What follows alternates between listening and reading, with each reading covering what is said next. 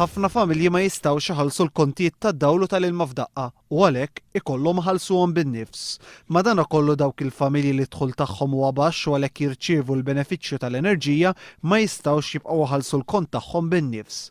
F'dawn iċ-ċirkostanzi Edward Cicluna talab lill-Kummissjoni Ewropea biex tinvestiga dan il-fatt li qed jikkawża problemi kbar għal familji vulnerabbli. Edward Cicluna talab ukoll li jingħata l-informazzjoni li l-awtoritajiet Maltin kienu taw lill-Kummissjoni Ewropea dwar is-sitwazzjoni tal-enerġija f'Malta.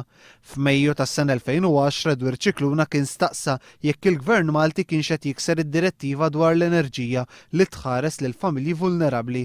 Il-Kummissjoni kienet twieġeb li ser titlob aktar informazzjoni mingħand il-Gvern Malti.